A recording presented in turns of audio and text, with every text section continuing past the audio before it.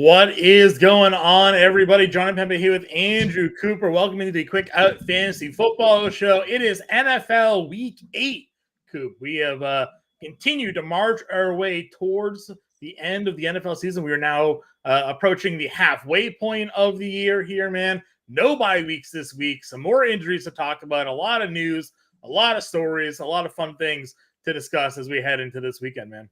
Yeah. Now, the thing is, they keep bragging about the system, the AI system they use to do the schedule. I'm still trying to understand the point of not having any bye weeks this week. Is it maybe it's they looked around and said, hey, basketball's coming back, hockey just came back.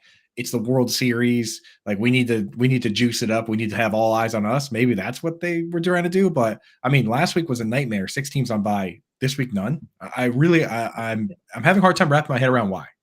Yeah, again, we don't really know, right? And I feel that way sometimes with schedule. You mean you're talking about bye weeks? I feel that way about like general schedule makers for like NBA and NHL, where they'll have 13 games and then they'll have one, and it's like, what is why couldn't you have just shifted a few more of those games here to even out the weekly schedule? Like, what are we doing? And I know now that the NBA is in season, a lot of these teams share arenas, so some of that obviously has to do with it, but. This week, for instance, in the NHL, there was one game played on Tuesday. There's one game being played on Thursday or Wednesday rather today. Like it's crazy discrepancies here for scheduling. Don't get me started on the NHL. Don't get me started on the NHL, dude. Yeah. The NHL is the worst one. For the start of the season now, I swear all 4 of my goalies have played on the same night every night. Every single night, and they all get the night off. And the other thing with NHL, but obviously we're going to talk football, everybody, so don't worry. But the other thing with NHL, if you guys don't play fantasy hockey, like the NFL reporting system for injuries is amazing compared to hockey. In hockey, they have no rules. It's practically a game to try and trick people, the other teams, into thinking a guy's going to play and then he doesn't play. Literally, a guy could, have a stick break off and like go through his neck, and they would say, yeah, that's an upper body injury. You know what I mean? Like, and then that dude plays. Stabbed in his neck with a skate. Yeah, I've seen a guy lose like 10 teeth and then play the third period. Yeah, right? Ekman Larson was the guy. I always say, one of these like highlights. And again, you're right. This is an NFL show, but I got to go on a tangent here because it's relatable to a few different things. You see highlights. Paul Krea getting knocked out, right, by Scott Stevens. I thought he was done for the game. Not only was he not done for the game, he came back that period and scored a goal. Guy was unconscious on the ground. And as like a wrestling fan, my memory of the Mankind Undertaker Hell in a Cell was that like the match ended with Mankind basically being thrown off the cell. No, that's how the match started. The match started with Mankind being thrown off the cell, like separating his shoulder, all these things. And then he climbed back up, got chokeslammed through the cage. Like, to me, my brain was always like, oh, that's how it ended. Like, yeah, just ending battle. No. Started that way. Paul Krea knocked out, completely unconscious, goes to the locker room, comes back that period, scores a goal. So just like some crazy sort of memory things here. But yeah, the NHL and their reporting is wild here. Unlike the NFL. Before we get to football, let's just wrap up all the sports talk for other sports. Go Diamondbacks. Arizona Diamondbacks coming through. Corbin Carroll was my number one buy in auction leagues this year. So that was sweet. I got him for like $30 in the hometown auction league, and he was a superstar. No one's gonna watch this World Series, Texas versus Arizona, but we'll see how it goes. Sean, see you in chat. Those of you guys tuning in here, happy to have you guys in chat. We're gonna break down all the news, go through with this Archie Bradley. Stuff, man. You're on another one. We'll be talking obviously Week 8 NFL here, getting into it. Let's start off with some of the top injury news here from last week. Deshaun Watson, right, came back, was touch and go all week, got the full practice in, said the shoulder was fine, goes out there, literally looked like he couldn't throw a football, and then he gets hit concussion, thrown in the blue tent, came out of the blue tent, passed concussion protocol, and Stefanski was like, you can't throw the football, dude, so we're going to go in a different direction. Seemingly looking like Watson's not going to be available for this week. They called up PJ Walker again from their practice squad, which is just all protocol. I saw your tweet on that about Darrell Henderson being put on the practice squad. It's like he'll be ready to go come this weekend. Yeah, so for those unaware, with the practice squad stuff, there's some ways you can kind of maneuver the cap as long as the players kind of like cooperative, right? And other teams don't like knife in. Basically, you can send guys to the practice squad and call them back up 3 times. And the third time you do it, you have to make a decision. They can't go back to the practice squad, so they either have to be signed to the roster or they leave. An example is Patrick Taylor. They kept calling him up when Aaron Jones was out. They did it 3 times. They decided not to sign him. Now the Patriots have signed him to the practice squad. The only risk of doing this is that other teams can sign guys away from your practice squad, but they can't sign them to their own practice squad. They have to sign them directly to their roster. So if somebody could come in and say to Darrell Henderson, we'll give you a contract to be on our 53-man roster right now, and then the Rams would have to cut somebody and sign him to their roster. If they don't do that, they can just keep sending him down and bringing him back up for every week. So that's how that works. Just wanted to clarify that. And folks, we see you in the chat. Get your questions in today, trade questions. But if you want to do, if you have guys that you off waivers you didn't get that are just kind of sitting there, get those in too. And then we're going to do lineup questions tomorrow. So get your questions in. We're going to go through all the teams, and it helps us out if you drop your questions while we're talking about the particular matchups. So what do we got for what else we got for injury news, John? Yeah, well, Jerome Ford obviously going to miss 1 to 2 weeks here. Kareem Hunt also didn't practice today, so maybe Pierre Strong finds himself getting a bump up here if Hunt is not able to go. We know Ford isn't going, so the running back situation in Cleveland's obviously something to watch because they have Seattle this week, and that's a pretty good matchup for opposing running backs. Bijan Robinson dealing with the migraines last week, and now the league is investigating Atlanta and their reporting of injury because everybody who played fantasy football got killed by the Bijan Robinson lack of activity here last week. So that one was a pretty noticeable one. And then for remaining positions here, Dawson Knox and Zach Ertz. Knox got in the wrist surgery. Ertz going on IR. So now Dalton Kincaid and Trey McBride getting pumps up here at the tight end position. Yeah, I'm interested in what the surgery is for Dawson Knox because I don't think it's a break. He actually has been dealing with this wrist issue for a couple weeks. So I don't know. I haven't heard too many details on what it is, some sort of ligament cleanup or something. But I don't know. I'm going to have to look into that. But a lot of times with these like quick surgeries, they don't even go on IR. So we need basically, if you're rooting for Kincaid like I am, you need him to blow up this. I mean, last week he caught 8 of 8 targets. In fact, per Pro Football Focus, he's caught 25 of 26 targets in the season. So if he goes out there and just keeps catching the ball, then hopefully he can carve out a role and never give it back. So that's what we're hoping for. Yeah, Sean, I got Kincaid everywhere, buddy. So I see you in the chat. So Kincaid, this is the time. And Trey McBride, same thing. If he can go out and ball out and just fully take over that job, Zach Ertz is an older player. Obviously, he's got a quad injury, which is not easy to come back from. So maybe he could take over too. These are the moves you got to make at this point of the year. Go grab those guys. Yep, 100% agree with you there. Cool. Let's answer the quick question who we have here in chat. Twitch Gang got a trade question for us here. Twitch has a start sit question for us here. Would you start Ridley, Palmer, or DeAndre Hopkins here this week? Obviously, the situation in Tennessee. Report from Adam Schefter is the team is preparing Will Levis to make his NFL debut. They also anticipate Malik Willis playing this week, assuming Tannehill is a no-go. Can't start DeAndre Hopkins. What you do is you hope that they catch lightning in a bottle and Levis is awesome and Hopkins is awesome with him, and then you can start him moving forward, but you don't start him for this game, not when you have other options. So to me, it's Ridley versus Steelers or it's Palmer versus the Bears. I think I would actually start Josh Palmer. Is that crazy? Yeah. No, Palmer was where Palmer's been unbelievable. I would go Josh Palmer all day here against in that match against the Bears. C-Boy, I'm assuming you were our Twitch fan here too. You can stay on Twitch. You don't have to move over to YouTube. We're answering you can hang on questions here down the line. So go Palmer here. That one feels like a pretty easy play for me this week. Let's get into our weekly matchup breakdowns. Full slates, man. We got full slates, baby. What's up, dude? Thursday Night Football, Bucks-Bills. Bills given 8.5 to 42.5 game total here. We got the word that Chase Edmonds had his window of activation opened. You and I discussed a little bit on Alarm Fantasy Football yesterday if we had any worries for the Rashard White value now moving forward here. But break down this Bucks-Bills game for us, man. Yeah, man. I mean, the Bucks have been pretty easy because it's pretty highly consolidated among the top guys. It's Rashard White, even though he hasn't been great, he gets basically all the snaps. We'll see what happens with Chase Edmonds back. And then you have Mike Evans and you have Chris Godwin. Cade Otton plays a lot of snaps, but blocks on a lot of pass plays. The next guy up is Trey Palmer. And we actually did see briefly in a game where Mike Evans left, Trey Palmer got pretty much all those snaps. So Trey Palmer and Cade Otton are kind of handcuffs. Do you have them rostered anywhere though, John? No.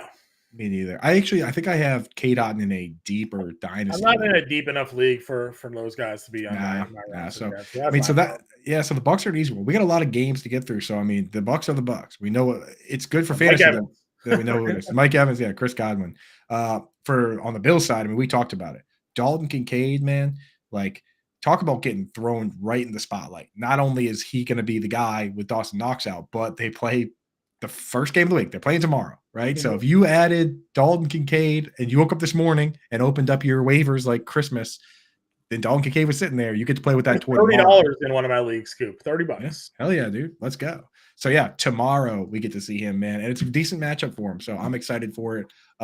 Josh Allen's been struggling a little bit. My question for you, John, are you worried at all about the James Cook, Latavius Murray kind of it's kind of evolving every week. He did find the end zone last week, so I feel a little good about that. It's a pass play, but he still got there. So right, they're kind of mixing and matching how they like. It would be nice if they would be a little more consistent. Like at least if we knew, like with some of these teams, like look at the Washington for instance. We know that when it's a good game, it's Brian Robinson for Washington. When they're struggling, then Antonio Gibson plays pass downs. At least we know what to expect and we can plan ahead. With this Murray Cook split, it's kind of hard to plan around. It is. I mean, listen, yes and no. I still feel like a lot of the early down work is still going to Cooks, and when they get maybe more so in that red area, you end up seeing Latavius out there, and you'll obviously see series where Cooks will get a little bit of a breather and Murray's out there. But I still feel like James Cook is the more impactful back in that offense, and the team kind of recognizes that as well. But if you're looking for like touchdown equity, no doubt it feels like Murray is the guy that could get those looks. The problem is they're not running for any touchdowns. They're throwing for them if they're scoring at all. I just hate that Murray gets like half the pass work too. Like it would be nice if he was. You talk pass blocking all the time, right? I mean, right. That's what it is. That's what it is. And if it was just, I would just feel better if he was like just vulturing touchdowns. But still, I mean, James Cook. When you look around this landscape, you start him anyway, right? It's kind of hard not to. He's getting more the majority of the touches, so I'm not too concerned about that role here for him. Sean, real quick on this game, his question on this game is Dalton Kincaid must start. I'm going to have him ranked right around tight end 11 or 12 or so. And for me, the reality is, unless I have a slam dunk player like, a lot of the good tight ends have good matchups this week. So it's actually easy to start guys like, Dallas Goedert against Washington or some of these other, George Kittle with no Debo against the Bengals, right? Yeah. So like, and obviously you're starting Kittle, Laporta, Mark Andrews. There's no bye weeks. So it's almost like, you're starting Waller, like, all the classic guys are starting, but anybody in that mid-range, I'm just going to go Kincaid, man. I'm just going to go for the upside play. So any of these like Njoku's or Jake Ferguson's, I'm going Kincaid. Yeah, I don't hate that at all. You mentioned Josh Allen struggles. I mean, listen, the Patriots obviously just beat them. They nearly lost to the Giants. What are your thoughts here on Buffalo? Is this a game where you think Tampa Bay could cover a spread? So no, I think to me that was just a classic division situation. Not to mention, so I swear sometimes when these teams like set up these like big weekends of like events and stuff, it just gets everybody all fired up, man. Like the Patriots had this week, they basically what they did is they looked where Mike Vrabel's bye week was because they wanted to induct him in the Patriots Hall of Fame, and they invited him out, and they had Dante Scarnecchia into, I wonder if he probably coached the offensive line. I was going to say 1 week, have him come in, talk to the O-line, give him. What if you fix the O-line just by popping in? It's just sometimes you get those situations, and it's the division game really where it's like these teams all they think about is each other, whereas the Bucs, I think the Bills handle business here. What I want to see, I'm a Patriots fan, obviously, but what I want to see the Bills do is go out and trade for one more weapon. There are wide receivers available. The Titans, for instance, they just traded away Kevin Byard, right? They just traded their starting safety away. That team is willing to sell guys. If you could go get DeAndre Hopkins, it would just make you feel a lot better. That's what I want to see the Bills do. I think that's the one thing they're missing is just one other really threatening wide receiver across from Stephon Diggs. Now, for fantasy football, I don't want to see it because it hurts Kincaid, it hurts everybody. But for real life football, that's what they should do. It truly is what they should do. Yeah, I agree with you in full here. I mean, it's kind of funny to see a team like Philly be the one to make that move, just make their secondary even better as it is here. So, but yeah, a team like Tennessee that already can't defend the pass, trading away one of their best safeties, also just makes that matchup this weekend a little bit better, maybe for Desmond Ridder, trying to throw the football. Guys, we see your questions in the chat. We will definitely answer these here. We're going to work our way through these games. So just be patient. You don't need to re-enter them in the chat. We see them. We'll roll through them. Don't worry about us. We're not skipping over you. We're just trying to get some of these games through here. Speaking of Tennessee, Falcons, Titans here. Titans are getting 2.5. 35.5 game total, Coop. I mean, that is I don't really understand that either, but I pretty low. I think a big part of, what's interesting about it is that they dropped it. I saw it coming down when the news came out that it was going to be like Will Levis starting, but but the line didn't change. So like the overall scoring came down, like it came down to 35.5, but it's not like Tennessee went from, they were always at 2.5. I mean, I'm willing to bet the Falcons here. I don't know about you. Oh, yeah. Team, yeah, like, I don't know. I feel like Arthur Smith revenge game. Titans are clearly selling here. I mean, do you see Derrick Henry maybe get traded in the next week? I mean, like, there's a lot of rumors floating around Tennessee here. Yeah, I mean, I have actually I never tweeted it. I have it in my drafts. Got in your drafts? I just tweeted it just now. It's Derrick Henry to the Ravens, Rashad Bateman to the Titans, maybe a little pick swap. Who says no? What do you think about that trade, Johnny? I am down for a better running back going to Baltimore, right? Because I am tired of the Gus Bus, and his 3.5 yards per carry. Justice Hill, getting Harbaugh telling us, maybe Mitchell gets in the game plan. No, just go trade for Derrick Henry. Trade Bateman and Gus Edwards to Tennessee and give them a running back, right? Just a trade off or something like that. Just to get it going a little bit here. Yeah, right. And it's like the thing that is beautiful about that trade, one, they're not really using Rashad Bateman much, and he's still only like 23, 24 years old. So a rebuilding team can still use a guy like that, see what you got. Where Derrick Henry, he also doesn't really catch passes much. Well, Lamar Jackson doesn't dump it down. He's a mobile quarterback. So I could see that potentially happening. But yeah, I mean, like, I don't know if you even need to give that much up for Henry. He's 30 years old, Yeah, no, I agree with you. I mean, there's definitely a little bit of value, but you're in a midseason trade. I don't know what term is on his contract here either, but, the Baltimore, Dalton's coming off of now yet another injury. Who knows? But I agree with you. Seeing this trade deadline, because the NFL trade deadline last year was more active than we've ever seen it. So, we could start seeing some fireworks here in the coming week or so. Anything else here, Falcons, Titans? I like Ridder. I have Ridder starting for me in a couple of leagues this week. You can't really run on Tennessee, but again, who knows what the status really is of that team at this moment now that they're selling off some pieces here. So, maybe Bijan gets it going a little bit with Arthur Smith trying to beat up on Tennessee here. What's your overall thoughts? Yeah, I mean, like I said, I'm willing to bet the Falcons. I think the Titans is going to be a pretty rough game. I think the Falcons defense is going to be a good start in DFS and fantasy, right? Because the prices come out pretty early. The only other thing from this game I'm looking for is I'm hearing Treylon Burks might be back. And, if DeAndre Hopkins is going to get moved, and I mean, Burks has been kind of banged up, so we haven't really seen what he can do. Hey, you know what? Let's see what the kid can do with Will Levis, right? So always looking for high risk, high reward spots on the bench. If he does nothing, then fine. It's like, what do you want to use a bench spot on, John? Tyler Boyd, who you might use once or twice, I guess, or do you want to just use it on complete wild card, high risk, high reward plays? I want to use it on the high risk plays. So give me Treylon Burks. Yeah, I agree with you. I'd rather give it, especially again, I've been bullish on Levis potentially as the replacement here, just because of the arm talent, right? Like we saw what Malik Willis can do. It's mobility. It's not a lot of accuracy. It doesn't feel like the arm strength is really there either. Ryan Tannehill, we know what he looks like at this point in his career. A couple of years ago, great, but he was a younger man then. A little better offensive talent as well. I mean, getting with we saw him turn A.J. Brown and now Corey Davis into like 1,000-yard wide receivers, right? But obviously, time's passed him by.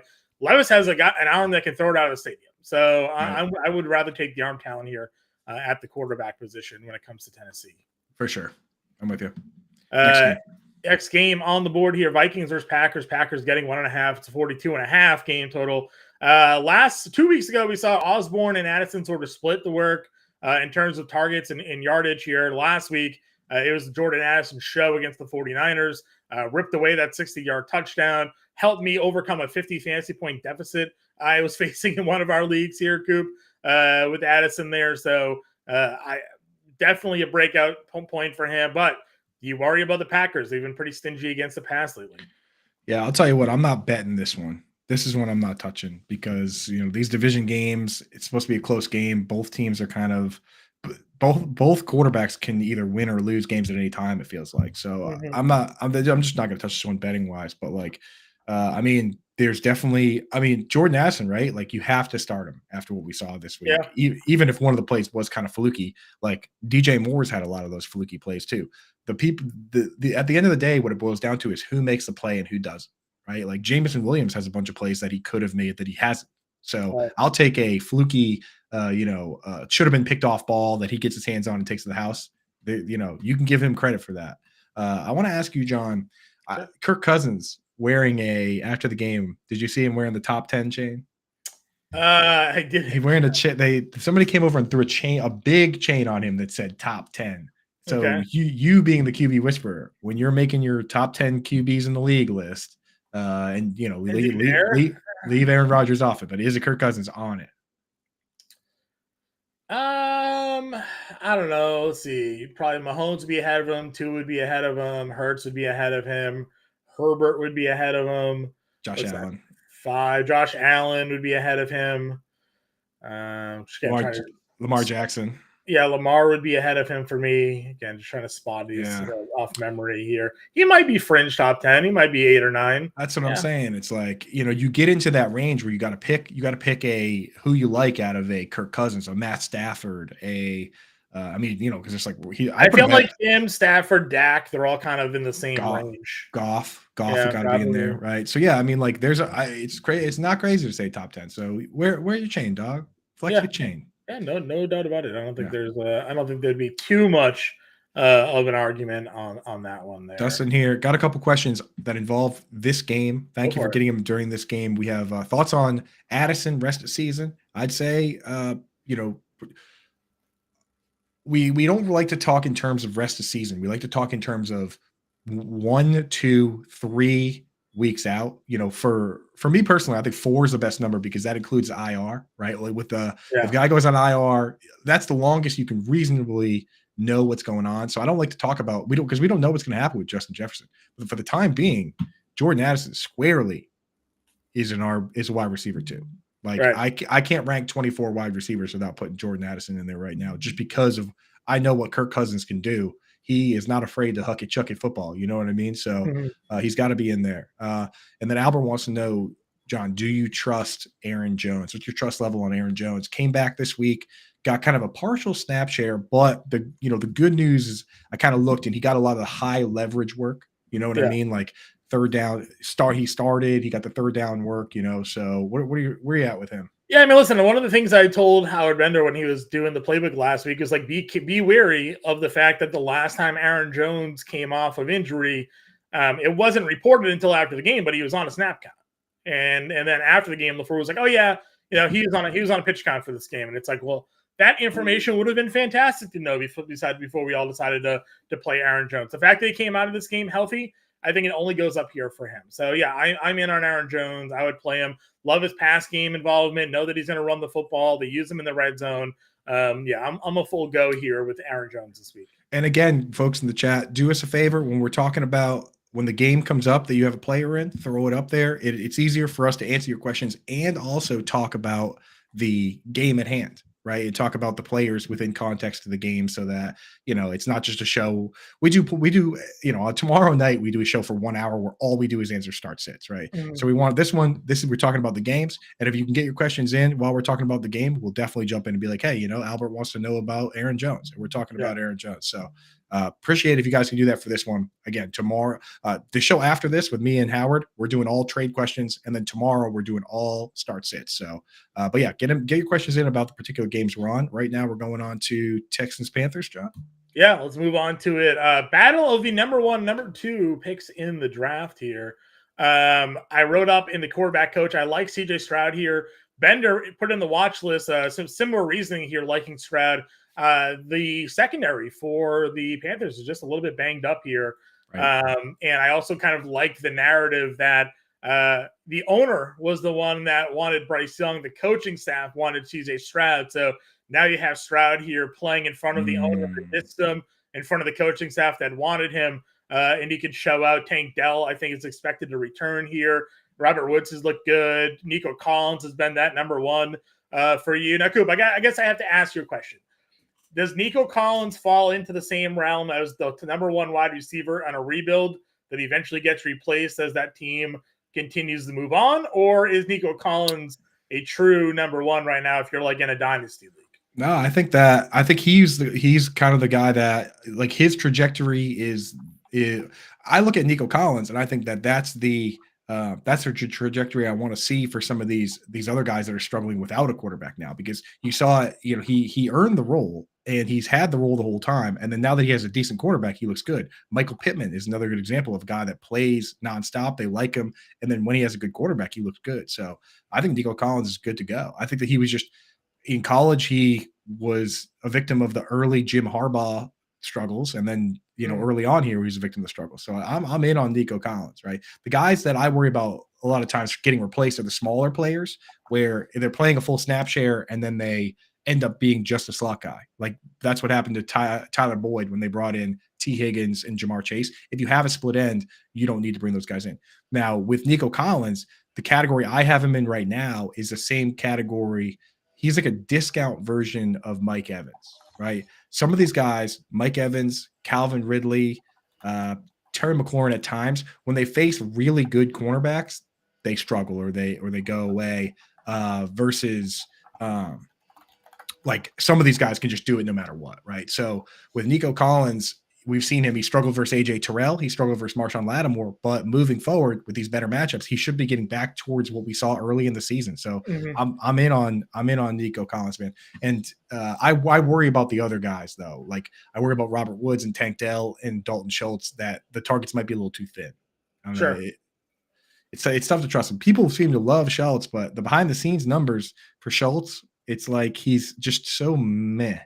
He's not top 10 in any of the really important behind the scenes metrics. He's not top 10 in target share. He's not top 10 in route participation. He's not top 10 in pass blocking. He's not top 10 in wide receiver snaps. Like he's not top 10 in really anything except for he's not top 10 in fantasy points. I mean, it's like he's just such a boring play for me. That's all. And yeah, 100%. Adam Thielen's a full go for me. Gonna target the hell out of him. It's unfortunate that the value days of him in DFS are gone. They priced him up appropriately here because they had a full bye week of him not playing for their algorithms to like actually adjust his pricing from like $5,500 to $6 whatever it is. So I'd still probably be willing to pay because the target share has just been out of its world.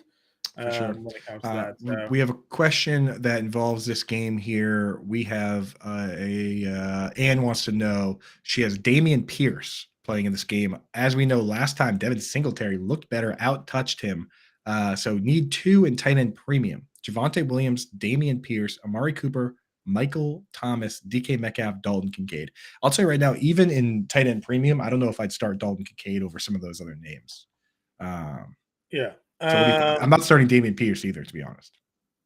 So, like, if there was a week to play Dameon Pierce, this would be the week to play Dameon Pierce. I mean, worst run defense in football. You would think that last week would have been because they were running the ball well, but it was Devin Singletary that was running the ball well, though. Yeah.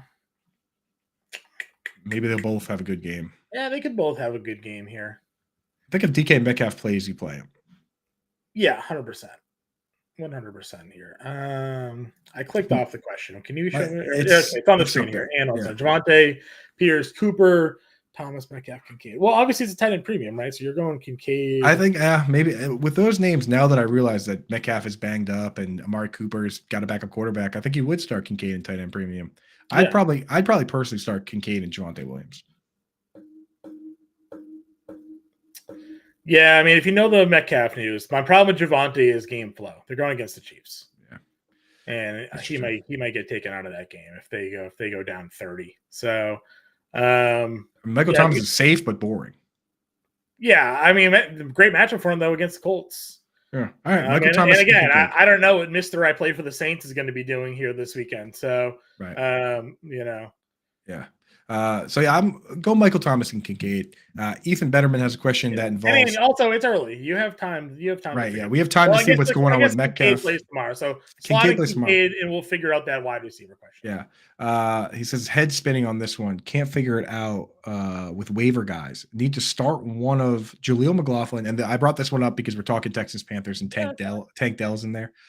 Kendrick Bourne, Jaleel McLaughlin, Tank Dell, Darrell Henderson, Jamal Williams, Tyler Algier, and Devin Singletary. I'm leaning towards either Kendrick Bourne or Darrell Henderson, John. Yeah, I'm playing Kendrick Bourne. Yeah, I think Kendrick Bourne to me has been the top wide receiver for Miami's pass defense has not been good. They've been giving up yards in the air, and if the Patriots have figured anything out, I don't know. But Kendrick Bourne actually looked good against Miami in week 2. So yeah, there you go. I would roster Miles Sanders over Chuba Hubbard. I think at the end of the day, Miles Sanders is just a better player. Yep. All right. Yep, I agree. Next Jags, game. Steelers getting 2.5 at home. It's a 41.5 game total here. Again, I've been saying it for weeks now. I've been playing quarterbacks over Trevor Lawrence. Last week I played Derek Carr, and that was working for about 3 quarters and 3 quarters until the 60-yard touchdown pass to Christian Kirk gave Trevor Lawrence just a little bit of the leg up on Derek Carr from fantasy production. This week, I'm starting Desmond Ridder over Trevor Lawrence. I'm playing Derek Carr again over Trevor Lawrence. I don't like Jacksonville going into Pittsburgh here. Pittsburgh's pass rush is really good. I'm just not willing to go in on Lawrence here yet. Yeah, man. I mean, he's QB 16 in points per game, middle of the pack. I mean, we were all expecting him to be. When you draft a guy at QB 7, you're hoping he's going to be a top 5 quarterback, and he's not 7, 8, 9, 10. He's 16 in points per game. That's been pretty rough, man. And the weapons are there, and all the weapons have kind of flashed at different times. Like Ridley's looked good, Evan Ingram's looked good at times, Christian Kirk's looked good, even Zay Jones looked good. So maybe Zay Jones is the missing piece to unlock that. But I think another big part of it is just Travis Etienne's been so good that they don't throw in the red zone. So we'll have to see. All of the fantasy football Twitter that absolutely downgraded Etienne going into this year. Oops. That the way he's been a touchdown monster. So. Tank Bigsby, he vultured that 1 touchdown against the Texans, and since then he has yet to play double-digit snaps in the game, so not really worried about him. Evan Ingram's been very solid, but he's been a victim of that as well. No red zone targets, right? He leads the league in screens though, so in full PPR, this is a guy that has 11 screens. He's getting 2 screens a game, so essentially, I mean PPR very safe in half or standard. I mean, I don't know who else you're starting. That's the thing. So you just get him in there. On the Steelers side, I mean, you can't really run the football against Jacksonville, but you can't throw against them. So I think both wide receivers are in play here. This is an interesting week for Jaylen Warren. I pointed this out going into last Thursday. I said, this Jaguars team, you can't run against them. But last year, they were letting up 6.2 receptions per game to the running back, which was the second worst in the league. This year, going into last week, they were letting up 6.5. And then they let Alvin Kamara catch 14.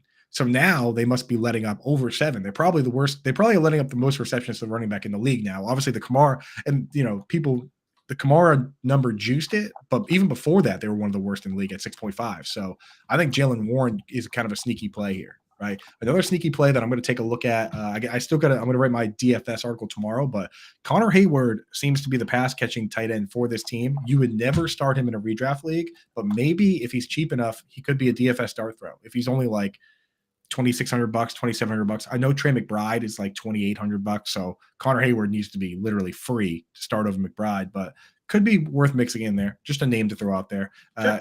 John, if you had to pick one to start this week, would you pick in, let's say, half PPR, Deontay Johnson or George Pickens? Probably Deontay Johnson still. Yeah. Gotta get the volume.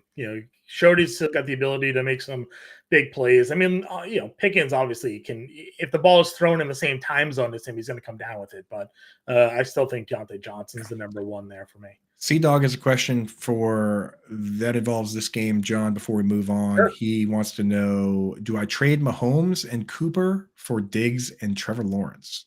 2 and 5 needs to mix it up.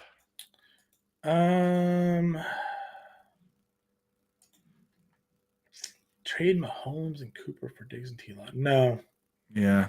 I think Mahomes is just too valuable. Mahomes is doubling up the fantasy points for Trevor Lawrence right now. And I mean, I get that you're getting Diggs, but that feels like a little bit of just a lateral move for me. Amari Cooper, outside of last week. And even then, at the end of last week, he still came through a little bit for fantasy managers.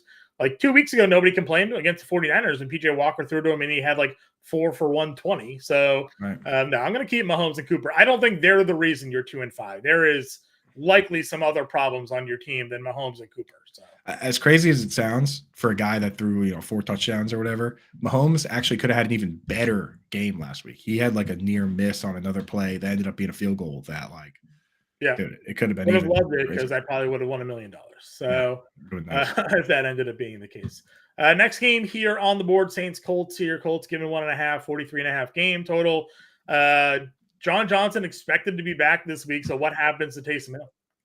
That's the question, man. Taysom Hill, for me, like if you've been using him, then you probably just put him on the bench just to see what it looks like. If Taysom Hill runs 20 or 30 routes, like last week he ran 40, but they had like 50, 60 pass plays, something like that. They had like 60 something pass plays, in fact, actually. So he ran like 40. If he runs 20 or 30 routes, then he stays on our radar. But if he goes out and just if Juwan takes his job back and Taysom has no targets, then he goes back to being who he was before, which is just like a random touchdown chasing RB, hybrid RB, and I'm not interested. But I'm not dropping. I mean, I don't have him on any leagues, but I wouldn't drop him just yet. Let's see if he still actually plays tight end. Yeah, that's fine. The Olave arrest that we talked about, you don't think anything team discipline happens, but now that the dash cam came out and he's saying, I'm a wide receiver for the Saints, you have to assume maybe some team discipline is going to be coming in here. Maybe. I don't know. Like, I remember I actually tweeted about it, but Leonard Fournette did something very similar. But Leonard Fournette had been suspended. His license was suspended for like multiple illegal tint incidents, and they asked him. They pulled him over, and they were like, license registration, and he goes, "Oh, I'm a Jaguars player. I left my license at the stadium," and they were like, "Well, we know who you are, and your license is suspended, so you're under arrest, right?" Like, so I don't know, and I don't think Leonard Fournette actually got suspended for that even. So I think he's going to be fine. I don't think they suspend. Well, there's a difference though. Tinted windows versus going 70 in the residential 35. No. Fournette had already been suspended multiple times for tinted windows, and then he got caught speeding with tinted windows. So, well, different teams, different organizations. I guess we'll see how it gets. It gets handled here. Nothing obviously has come out yet from the team here, disciplinary reasons. So. Right. Thomas versus Shaheed. I still think Thomas is the guy here. I think so too. Not really too worried about the deep plays. Shaheed is like the perfect best ball pick. That's exactly where that type of player is a great pick, because you get all the good games, where he scores like a 50-yard touchdown or runs back a punt, and you don't have to worry about the bad games. So that's like, Shaheed's a good best ball player, but kind of tough to trust in any sort of PPR, right? Yeah, no, for sure. Definitely too tough. I mean, doesn't get a ton of volume, home run hitter, but obviously if Olave's out, like Shaheed would be the fill-in for that guy. So sure, be a step up. And then on the Colts side here, Downs had a monster week. Again, I always said, when you have a real quarterback like Minshew versus a hybrid QB like Richardson, the pass catchers, I think, will excel a little bit more. And Downs is the guy that's immediately found that success here regarding Minshew. Yeah, man. And the crazy thing, I've mentioned it a million times, but I'll say it, Downs, he's still only playing a partial snap share. If it ever flips and he plays more than Alec Pierce, he could be even better. So, yeah, got to get Josh Downs. I still have Michael Pittman ranked ahead of Josh Downs because Pittman plays every single snap. But Josh Downs is a guy that has to be rostered. I'm also stashing Jelani Woods, where only if I have an IR spot. If I don't have an IR spot free, then don't hold him. But if you just have an IR spot you're not using, throw Jelani Woods in there. Why not?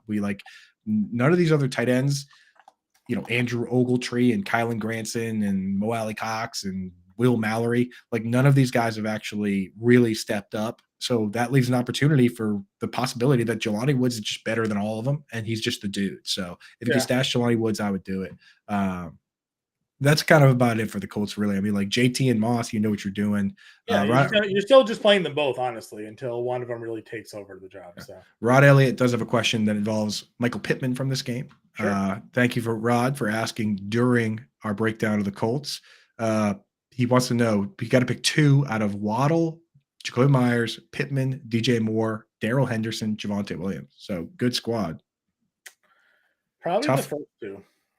Yeah, Jacoby Myers has been too good to go away from, to be honest. Like, he's scored more points than Devontae Adams over the past however many games they've played together. Right now, but isn't Jacoby Myers like a top 10. He was like 13 last I looked. Waddle's got dealing with kind of a back issue. So, but I mean, like DJ is 12th in total points. 12th. Mm-hmm. He's a wide receiver 1, dude. So DJ Moore and Darrell Henderson. I mean, Darrell Henderson and Javonte Williams kind of still were unsure about what their role is going to be. And then DJ Moore is playing with Bagent. So I might go Myers and Pittman though, just because Waddle missed time with the back issue. He's been kind of banged up, and I'm a big Waddle fan, but like I worry that he's just going to leave the game at some one of these games. Yeah, I agree. It is the Patriots. I guess there was some reports written last week that the Patriots secondary is actually playing a lot better. That J.C. Jackson's coverage data stats are like they were before he left New England. So playing at the level of the player that earned him the contract, not the guy that was in Los Angeles. Jack Jones came back and played really well last week. So we'll see what it goes. But I still think Waddle Myers is where I'm going to go. Get Henderson to Bagent. Pittman this week is against the Saints. Not my favorite spot. Henderson has a tough matchup. And Javonte, I think you could get played out of this game. So it's still Waddle and Pittman for me. And Waddle and Myers for me, rather. Yeah. If you want to play it, Waddle and Myers definitely the high upside. But if you want to play it real safe, maybe go with Pittman just because, like we said, Waddle, the back injury, he was dealing with it going into the game, left partially. So I don't know. It does worry me a little bit, but I think you still got to go with Waddle. Yeah. Jets Giants here. Rams Cowboys next game. Cowboys given 6.5 to 45 game total. Cowboys coming off of their bye. 2 weeks ago, Cooper Kupp knocked it out of the park. Last week it was Puka Nacua. Matchup here against Dallas could lead to both these wide receivers potentially finding success. We know Dallas tends to give up some big plays despite the fact that they have a decent secondary. We know the Dallas pass rush is pretty elite, so Stafford could be under some pressure here. Bender has talked about do you have to pick and choose each week who to go with? I mean, obviously, if you have Kupp or you have Nacua in your in seasonal formats, you're starting them no matter what. You're just hoping that the love gets spread out a bit more evenly, maybe. Right. Yeah. I mean, for us, for what we do, we like predictability. So the fact that Puka came out and had double the targets that Kupp did, that hurts predictability wise. We were hoping that it would be Kupp all the time and Puka sometimes, or both of them all the time. The fact that it could be one or the other at any given time is kind of annoying. But I mean, who else is going to start? So you just got to get him in there. Same with Darrell Henderson in a lot of places. There just aren't that many opportunities where a guy even has more than half of the role and the team is pretty good. So you got to get him in there. Tutu Atwell, is he droppable at this point, John?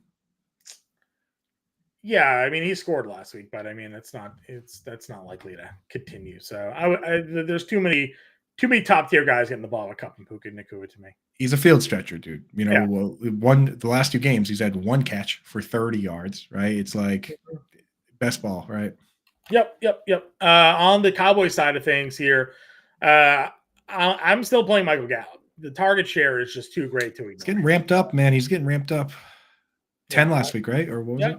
Yeah. So that's where I'm going. I'm going to go with I'm going to go with Gallup here over Cooks. I know Cooks scored the touchdown, but hard to argue with those targets. Yeah. Pretty tough. Here.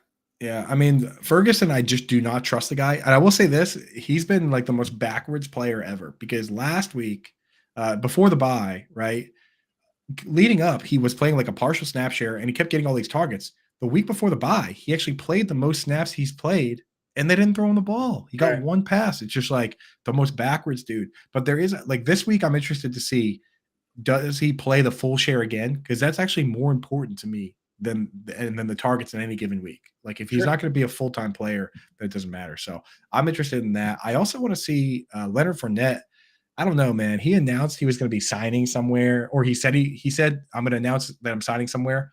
But then I've been watching his Twitter and he's just streaming video games. So I'm wondering if he's signing with an esports company. Mountain Dew Code Red or something, you know what I mean? So we'll have to see. It was the Jake Paul thing where he was signing his UFC contract and he was no way he's going to the UFC, and then it was just them signing his Prime drink sponsor deal. Exactly, dude. So yeah, we'll see about that. We missed this question. It was asked at the right time during the Colts one. Sure. Zach Moss or Najee Harris, John? Probably Moss. Does that sound right? Moss versus the Saints, Najee versus the Jacksonville Jaguars. Both bad, but I think I would just go. Aren't great. Oh, I guess no. You know what? Go Najee. He at least has the lead job there still. So yeah, I'll go Najee Harris. That's fine. Yeah, I'm with you on that. All right, let's rip through these games and then we can answer any questions if people have them because we only have about like 10 minutes left. Yep. Jets, Giants +3, 36.5 game total here. Gross. Not great. Jets coming off their bye week. Love the Jets D. Return of Daniel Jones, but there's been a lot of talk that he could be on a short leash here. The way Tyrod has played the last couple of weeks. Love seeing Jalen Hyatt the way he performed last week. Hopefully that's just the start of things to come.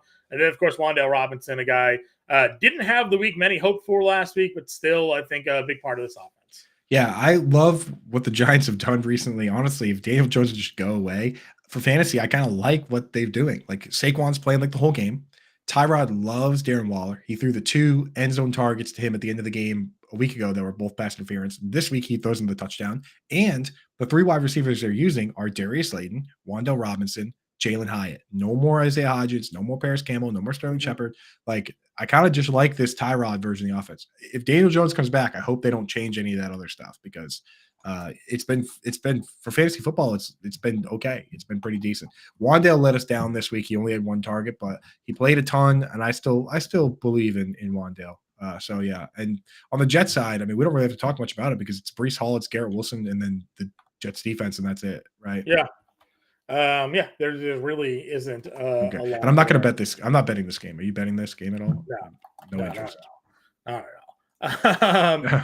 Yeah, I have no interest in this. I don't even know where you would start. I don't know where you would even begin. No, thank you. Eagles, Commanders. Commanders are getting 6.5 here.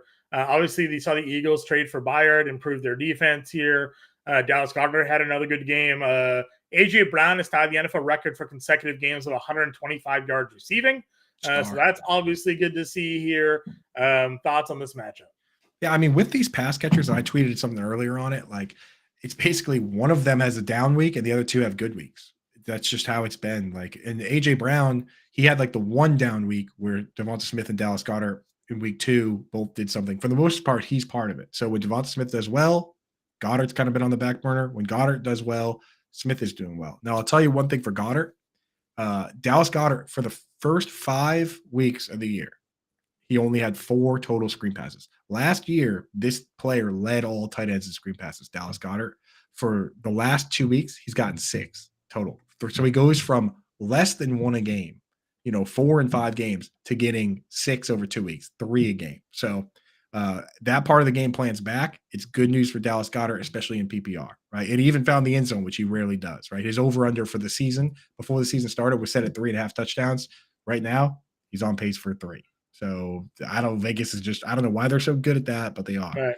They are fantastic. Yeah. Here. And I will tell you, for the Eagles defense, the one piece they were missing was CJ Gardner-Johnson. They lost him, and right, he went to the Lions, and then the Lions lost him, right? Because he got hurt. But they've been kind of weak over the middle. Tight ends have been doing well against them, and now they're just shoring up the one spot where they were a little weak over the seam. So good trade for them. Great trade for them, honestly. Yeah, 100%. Smart organization with Howie Roseman, man. Anything else here in this game for you? I mean, on the Commander side, I just want to see what the target distribution is like because life was easy when John Dotson was not involved. It really was because it was McLaurin and Curtis Samuel and Logan Thomas. Now John Dotson comes in and starts getting targets, and it's kind of now we're into the world of who knows what's going to happen. So I really don't like it, but hey, you know what? It's better for them as an organization. So we'll have to see what happens there. I agree. Patriots Dolphins here. Patriots coming off of a big win against the Buffalo Bills. What are we looking at here? Did the Patriots actually figure something out, or are they about to go into Miami and lose? The one thing I've talked to you a lot about Miami here, they've now faced 2 good defenses and lost both of those games. They lost to Philly. They lost to Buffalo in Buffalo. They almost lost to New England. Played a low-scoring game there. So, is Miami just a front runner here that's able to beat up on bad teams? And when they face any sort of defensive resistance, maybe they have a little bit of struggles. Yeah, I mean, I'd be willing to throw a little scratch on the Patriots covering the 9-point spread. I think I saw it. It's so the over/under set at 47, and it's a 9.5 point spread in favor of the Dolphins. Now, the one problem is no Christian Gonzalez, the Patriots already had trouble stopping Tyreek Hill. He's just faster than everybody. So, I mean, maybe they're just thinking Tyreek Hill has 180 yards or whatever.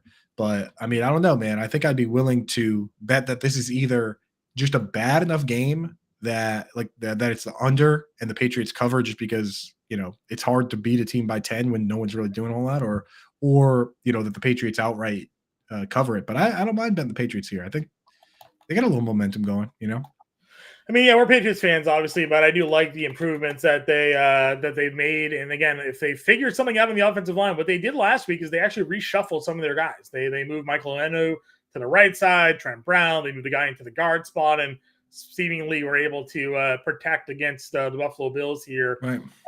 Still not a lot of success on the ground, but you go look at fantasy points. Ezekiel Elliott's had 7 or more fantasy points now in 4 straight weeks. So Is he actually the running back to own in New England right now? It seems to be the goal line back. I just don't know how much goal line work you're going to have against the Dolphins. I mean, hey, you know what? The over-under set at 50, so maybe some. And last note on these teams, Kendrick Bourne should be rostered in your leagues, and keep an eye out for Demario Pop Douglas. Patriots fans have been clamoring for him to get more touches, kind of, in the Reddit circles. John and I have talked a little bit about it, that he would come out and, get 10 plays and get the ball 2 or 3 times and look really good. Well, This week he played 50 plays, right? He played the second most plays of any wide receiver behind Kendrick Bourne, ahead of Devontae Parker, who usually plays the whole game. So Pop Douglas, man, they're going to give him a shot. So we got to give him a shot in our deeper fantasy leagues. Yeah, everybody that's in the chat, again, I know we're running out of time here. I just want to let you know that you don't have to go anywhere. Alarm Fantasy Football coming up next. I'm putting that link in the chat right now. Yeah. Howard Bender, Andrew Cooper will be on Alarm Fantasy Football. So we're likely not going to be able to get to everybody's questions here, but hang on to the Fantasy Alarm YouTube channel. Go watch Alarm Fantasy Football. That is coming up right after our show. Coop, we got a rapid fire here just to get through these games. So give me your one take from Brown Seattle. Pierre Strong DFS play if Kareem Hunt's banged up. That's it. Yep, I agree with you. Jake Bobo, if DK Metcalf is out, you got to put him in there. Yep. Kenneth Walker is going to continue to be a monster. Even in a tough spot, they're going to just feed him the carries. Ravens, Arizona. Do we see Kyler Murray start this week? I don't know, man. I would love to see it. And the Arizona has the best storylines right now. Maybe get Kyler Murray. Maybe Amari DeMarcado is really a thing. Maybe Trey McBride is a thing with Lurtz out. I'm loving the storylines for the Cardinals. That'll be a fun one to watch because we're going to get a lot of answers, right? Yeah, Mark Andrews, your number 1 tight end in DFS this week? Yeah, for sure. Chiefs Broncos here. Speaking of tight ends, does Taylor Swift show up to Denver? See, that's the thing. I think she's only gone to home games so far. But she went to New York. But that's New York. That's not fair. Yeah, she'll go to the games in Vegas too, I bet, right? Because they're the division game, right? So she'll be there. Travis Kelce's averaging like 135 yards receiving with Taylor there and 45 with her out. So yeah, and the interesting one behind the glass, Adam Bernard, our producer, points out that they're in Germany next week. I wonder if she'll make that trip. I mean, when you have that much money and in private jets, it's actually not. You know what I mean? Yeah, like it's not that big a deal. Most likely case. I love Rashee Rice. 59% of the snaps last week, Coop. We got there. Yeah, we're feeling good about it for sure. Feeling good about it. Bengals 49ers. I mean, Bengals, dude, the big question for me is T. Higgins. Last week he split snaps with Trent Irwin because his ribs aren't good. I can't trust him until I see him play a full game. So that's what we're watching for. I want to see if T. Higgins will play the full game. And then the 49ers, man, Kittle has been in the games when everyone's been healthy. He had the 1 3-touchdown game against the Cowboys. The other 4 games, 6 or fewer PPR points. The game where Brandon Ayuk missed, he went off. The game last week with no Deebo Samuel, he played well. So if a wide receiver is out, you can trust this guy. Otherwise, you're just chasing touchdowns. That's just the way it's going to be. Coop, I don't know if you knew this or not, but Cincinnati is 27th in DVOA against the run. So Christian McCaffrey is good at football. Oh boy, here we go. Last time this team played a team in that range, Christian McCaffrey scored 3 touchdowns against the Cardinals. Yeah. So I'm gonna go think CMC extends his consecutive touchdown streak, and he's gonna have himself quite a day there. Sunday Night Football, Bears Chargers here. Tyler Bagent looked okay. I don't think anything is too impressive there. Roshan Johnson is still in concussion protocol. So Donta Foreman coming off 3 touchdowns. Chargers can't stop the run. Could see another super heavy dose of Donta Foreman this week. Yeah, I mean, he looked good, man. So Foreman, again, you look around and you got to get him in there. Would you, if Roshan Johnson's out, would you start Foreman or Rashad White? That's the one I struggle with is looking at Foreman. I just look at Rachaad White playing his full snap share and some of these partial snap share guys. It's like he's kind of in my rankings. He's the line where I'm just moving guys upper. I mean, it's great that he's playing all the snaps, but he's not doing anything with them. I know that's the thing. So that's what makes him like the line of like, do I trust a part-time player over him? And any like good players, like I'm just moving Foreman ahead of him. It's nice to have that guy as like a benchmark, you know. I agree. And then last game here, Raiders-Lions, a Monday Night Football. Lions at home. Don't know if we're going to have Jimmy G or not. Right. Seems likely that Aiden O'Connell would end up being the starting quarterback this week for the Raiders. If that ends up being the case. Thoughts here on this matchup? Yeah, 45.5 point over under. Lions favored by 8.5. So it should be a paddling. And if no David Montgomery, and if I'm the Lions and I know I have my bye week coming up week 9, I don't play David Montgomery. No, not at all. And they said he's going to be multi-week injury. So Jahmyr Gibbs saved fantasy managers with a late touchdown last week, but still should get all the volume and a much better matchup here against the Raiders. Smash them. Yep. And again, keep an eye out for the Raiders. The Raiders should be a team that are trading certain players. They don't even have to tank, but like I can't help but think that a team out there would be willing to give like a fifth, sixth round pick for Hunter Renfrow. If you're not going to use the player, I mean, there are definitely teams that could use Hunter Renfrow, right? So like I could see them moving him. I think that's the guy that needs to change of scenery. Yep. I agree with you as well. So, guys, like I said, we have Alarm Fantasy Football coming up next. The link is already in the chat. I'll relink it for everybody right here as well. Don't go anywhere. If you have your questions, save them. Coop and Bender will answer those for you here. I promise you, especially your trade questions, because it is trade question day over at Alarm Fantasy Football today. So, apologies for not getting it to you guys here today. I know usually we do a little bit of a better job, but time got the best of us. Full slate. No bye weeks. No bye weeks. Bye weeks. And the hockey talk. The hockey talk was probably the problem. Start the show. So we got a little off track. It happens. We do our best to stay focused here. Before we do get out, though, I got to let you guys know we got an awesome deal going on at Fantasy Alarm right now. If you're not yet a Fantasy Alarm member, less than $16 a month right now, when you use promo code LOCK at checkout with our annual subscription package, you get access to everything we have on site that's behind the paywall for less than $16 a month. Scan the QR code, go to fantasyalarm.com/lock. Promo code LOCK gets it done. Go take advantage of today's offer. It is a limited time. Could go away today, tomorrow, Thursday. Tomorrow's Thursday, Friday. Who knows? Who knows? Could be a time, but got to take advantage of it. The NBA DFS season just kicked off last night. We had some cashing lineups on the 2-game slate. I already have the NBA DFS playbook published for today's 12-game slate. It's Victor Wembanyama Day in the NBA here. So check it out. Again, fantasysound.com/lock. Coop and I will be back Sunday morning, 11 a.m. to 12, taking you into Ross inactives for NFL Week 8. Till then, we will catch you guys later.